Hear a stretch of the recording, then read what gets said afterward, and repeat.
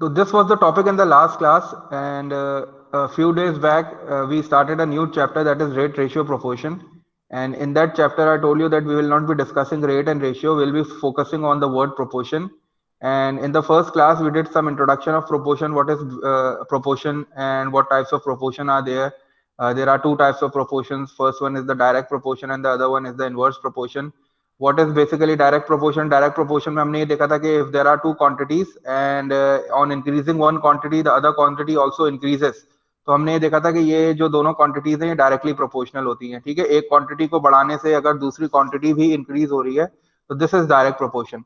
ठीक है, और सिमिलरली एक क्वांटिटी को अगर मैं डिक्रीज करूं और तो ऑटोमेटिकली दूसरी भी डिक्रीज हो जाएगी क्योंकि वो डायरेक्टली प्रोपोर्शनल है। अगर एक क्वांटिटी को डबल करता हूं तो दूसरी भी डबल हो जाएगी, अगर एक क्वांटिटी को हाफ करता हूं तो दूसरी भी हाफ हो जाएगी। ये कहलाता है डायरेक्ट प्रोपोर्शन। डायरेक्ट प्रोपोर्शन की हमने बहुत सारी एग्जांपल्स जो है वो डिस्कस की थी फर्स्ट क्लास में। हमने ये देखा था कि अगर हम कॉस्ट और प्राइस को देखें तो मैं नंबर ऑफ आइटम्स अगर इंक्रीज करता रहूं तो जो प्राइस है वो भी इंक्रीज होती रहेगी। अगर मैं एक बिस्किट बाय करता हूँ वो 5 रुपीज का है, तो अगर मैं दो बिस्किट बाय करूंगा तो वो भी डबल हो जाएगा, 10 हो जाएगा। तो दिस ये जो कॉस्ट और प्राइस है ना, these two quantities are directly proportional to each other. ठीक है, उसके बाद हमने कुछ वर्ड प्रॉब्लम सॉल्व की थी प्रीवियस क्लास में। वर्ड प्रॉब्लम्स में हमने ये देखा था कि किस तरह क्वेश्चन को पढ़ के we have to identify two types of headings. दो हेडिंग्स हमें बनानी पड़ती हैं, दो हेडिंग्स के बाद we use cross multiplication technique to solve the required answer. जो क्वांटिटी मिसिंग होती है हम उसको क्रॉस मल्टीप्लिकेशन के थ्रू फाइंड आउट करते हैं। इसकी भी रिकॉर्डिंग जो है वो मैं अपलोड कर दूंगा। ठीक है, चैनल पे मौजूद है इसकी रिकॉर्डिंग भी। लास्ट क्लास जो हमारी कल की क्लास थी उसमें हमने ये देखा था कि किस तरह हम लोग डायरेक्ट प्रोपोर्शन को अल्जेब्रिकली और ग्राफिकली रिप्रेजेंट करते हैं। ठीक है, अल्जेब्रिकली का मतलब है अल्जेब्रा की फॉर्म में, एक्स वाई की फॉर्म में, और ग्राफिकली का मतलब है ग्राफ की फॉर्म में, एक्स और वाई की, एक्स एक्सिस और वाई एक्सिस की फॉर्म में। मैंने आप लोग को ये बोला था कि आप लोग को सिर्फ इतना याद रखना है कि डायरेक्टली प्रोपोर्शनल जो है ना, डायरेक्टली प्रोपोर्शनल का जो सिंबल होता है वो इस तरह का होता है, क्रॉस की तरह का। ठीक है, ये क्रॉस की तरह का जो सिंबल आपको इस वक्त स्क्रीन पे नजर आ रहा है, this is directly proportional symbol. If I have two quantities y and x, अगर मेरे पास दो क्वांटिटीज हैं, y पहली वाली क्वांटिटी है, x दूसरी वाली क्वांटिटी है, और मैं आपसे कहता हूं कि these two quantities are directly proportional, तो first you have to write it in maths. ये तो इंग्लिश वाली स्टेटमेंट है ना, I have to convert this statement into mathematics. तो मैथमेटिक्स में वी यूज सिंबल्स, तो this is y, this is directly proportional symbol, and this is x। Directly proportional को maths में सॉल्व नहीं किया जा सकता मैं जब तक उसको इक्वेशन में कन्वर्ट ना कर लूं।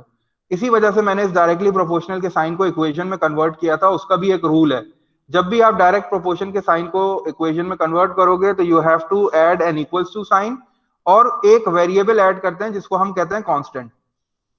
आप इसकी जगह पे कोई भी वेरिएबल यूज कर सकते थे, लेकिन चूंकि बुक में के यूज हो रहा है इसलिए मैंने के यूज किया था।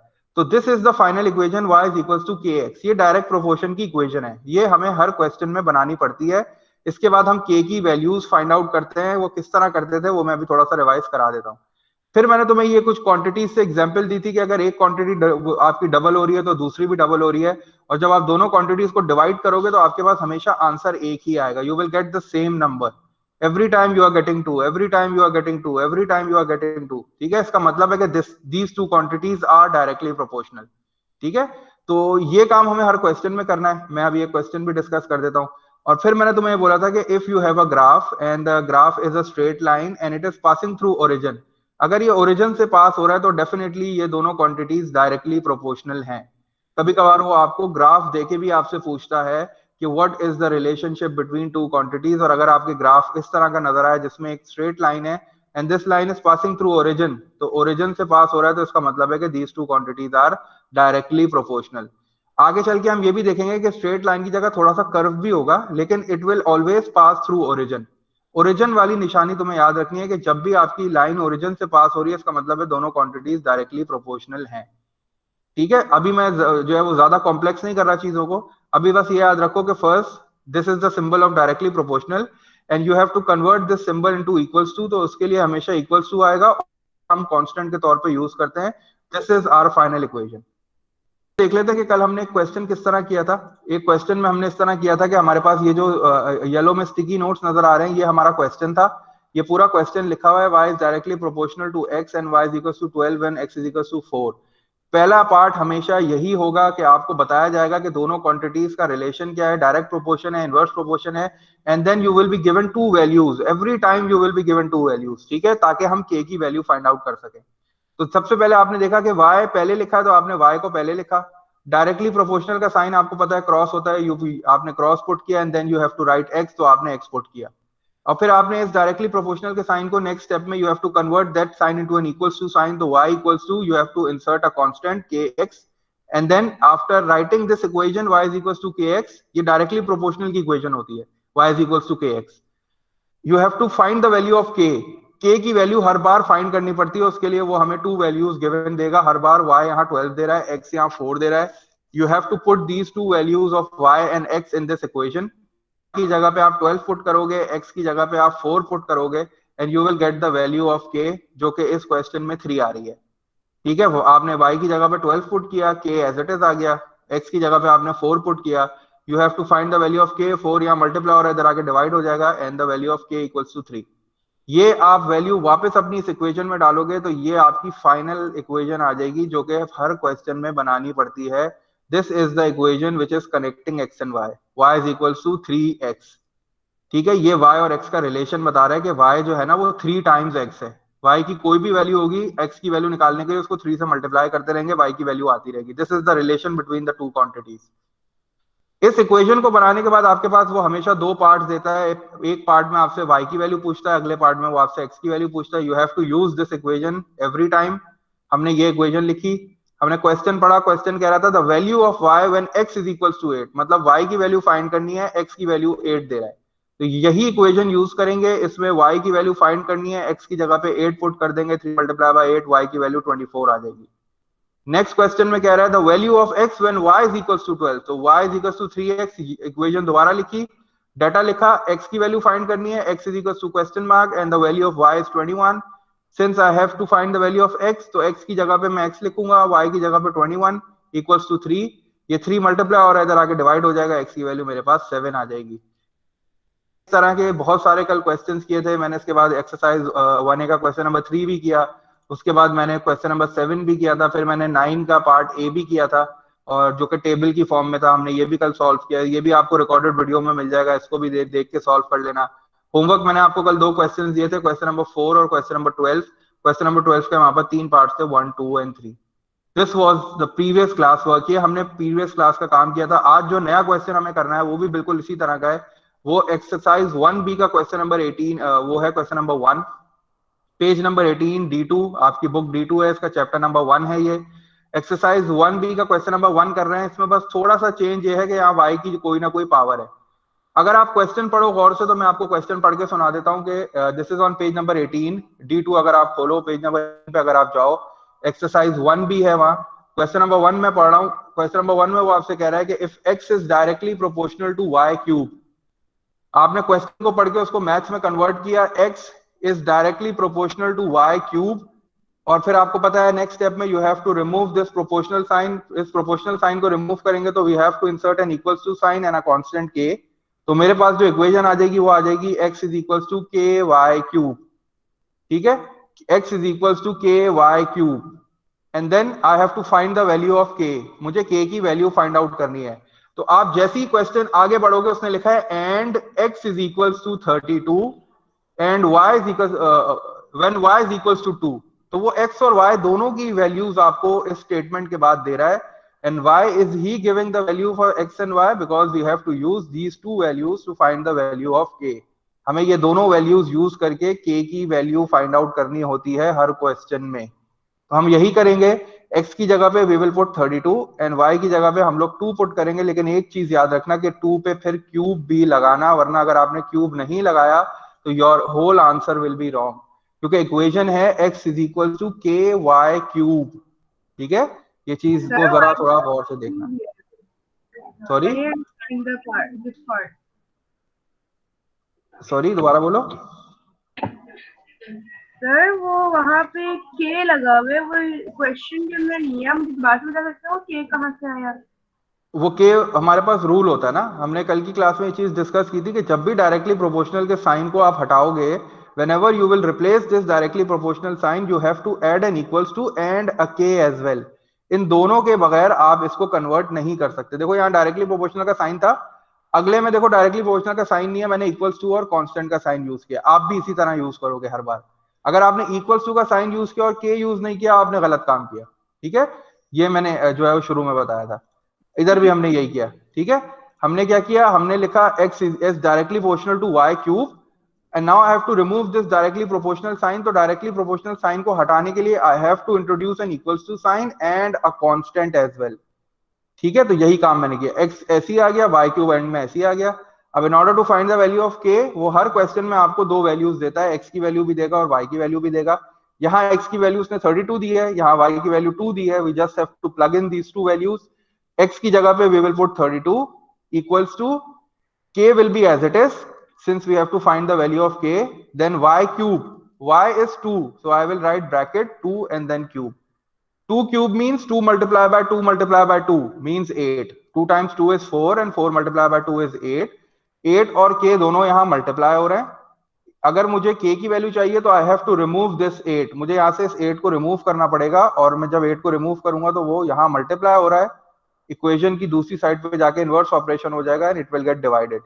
32 डिवाइडेड बाय 8 करोगे तो 8 के टेबल में 32 आता है, 4 32, तो k की वैल्यू मेरे पास आ जाएगी 4। जब मैंने k की वैल्यू फाइंड आउट कर ली तो I will put back this value. मैं वापस इस इक्वेशन में k की वैल्यू पुट करूंगा और अपने फाइनल आंसर को लिख दूंगा। This is the final answer of part 1। k की जगह पे मैंने 4 पुट कर दिया और ये जो इक्वेशन है ये मेरी मेन इक्वेशन है। This is the connecting x and y। अगर आप फर्स्ट पार्ट पढ़ो तो वो फर्स्ट पार्ट में आपसे कह रहा है find an equation connecting x and y। So this is the equation. ये वाली इक्वेशन नहीं है क्योंकि इसमें k लिखा हुआ है। k की मुझे वैल्यू फाइंड आउट करके जो फिर इक्वेशन बनती है ना, वो मेरी इक्वेशन होती है, that is used to connect x and y। अब मैं इसी इक्वेशन को दोनों पार्ट्स में यूज करके कभी x की वैल्यू निकालूंगा, कभी y की वैल्यू निकालूंगा। सेकंड पार्ट पढ़ता हूं। सेकंड पार्ट में वो आपसे कह रहा है find the value of x। Find the value of x, तो x is equals to question mark when y is equals to 6, y is equals to 6। तो x की वैल्यू मुझे फाइंड करनी है और y की वैल्यू वो मुझे 6 दे रहा है। इक्वेशन यूज करूंगा जो फर्स्ट पार्ट में मैंने बनाई है। इक्वेशन मैंने लिख दी x is equals to 4y cube। I have to find the value of x, so I will just put the value of y। मुझे सिर्फ y की वैल्यू पुट करनी है। x को as it is लिखा, equals to 4 as it is लिखा, bracket में। अब देखो यहाँ y क्यूब है और मुझे सिर्फ y की वैल्यू पता है, मुझे y क्यूब की वैल्यू नहीं पता। ब्रैकेट में 6 लिखा और फिर 6 के बाद मैंने क्यूब इंसर्ट किया। जब आप 6 का क्यूब निकालोगे तो वो आ जाएगा 216। ठीक है, जब आप 264 से मल्टीप्लाई करोगे तो यू विल गेट 864। तो x की वैल्यू मेरे पास सेकंड पार्ट में 864 आ गई। थर्ड पार्ट अगेन सेम है। अभी यहाँ उसने मुझसे x की वैल्यू पूछी है, अब वो मुझसे y की वैल्यू पूछेगा। थर्ड पार्ट में मुझे इक्वेशन वही यूज करनी है। मैंने दोबारा अपनी इक्वेशन लिख ली, x is equal to 4y cube. Now this time he is asking me to find the value of y. X is given as 108। I will put x is equals to 108। x की जगह पे मैंने 108 put किया, sign use किया, 4 as it is लिखा, y cube as it is लिखा, since I have to find the value of y। पहले मैं इस 4 को रिमूव करता हूं। ये 4 यहाँ मल्टीप्लाई हो रहा है, इक्वेशन दूसरी साइड पे जाके डिवाइड हो जाएगा, तो y cube will be equals to 108 divided by 4। ये y क्यूब इधर ही रहेगा, ये 4 यहाँ मल्टीप्लाई हो रहा है, दूसरी साइड पे जाके डिवाइड हो जाएगा। तो डिवाइड करूंगा तो आई विल गेट 27। तो y cube is equal to 27। मुझे y क्यूब नहीं चाहिए, मुझे y चाहिए। मुझे इस क्यूब को रिमूव करना है। तो क्यूब को रिमूव करने के लिए क्यूब का जो इनवर्स ऑपरेशन है दैट इज क्यूब रूट। तो मुझे दोनों साइड्स पे क्यूब रूट लेना पड़ेगा in order to remove this cube.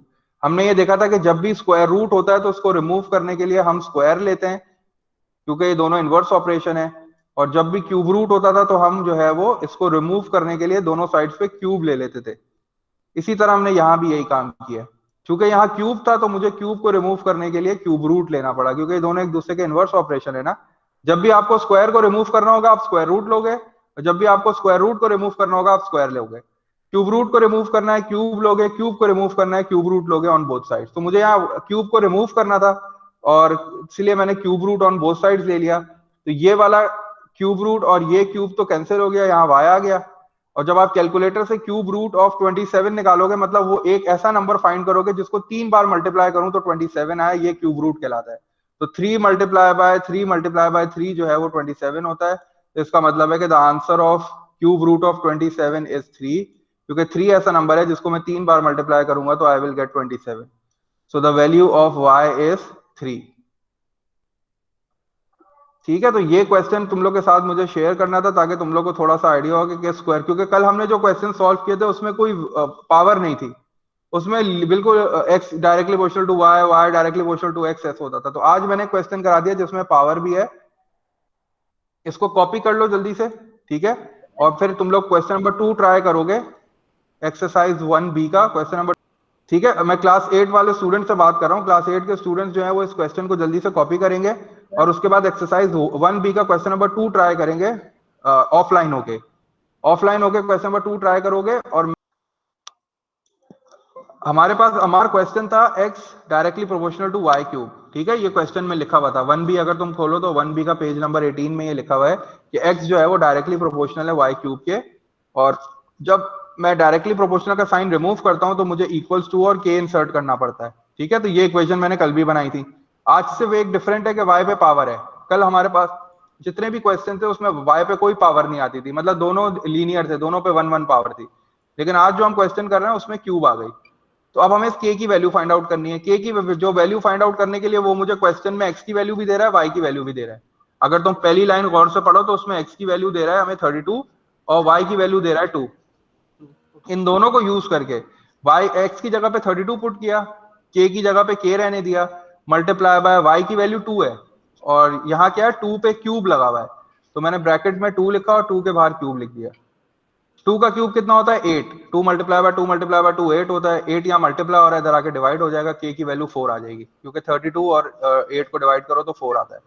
और ये 4 वापस मैं इक्वेशन में पुट करूंगा तो मेरी जो फाइनल इक्वेशन आ जाएगी वो आ जाएगी x is equals to 4y cube.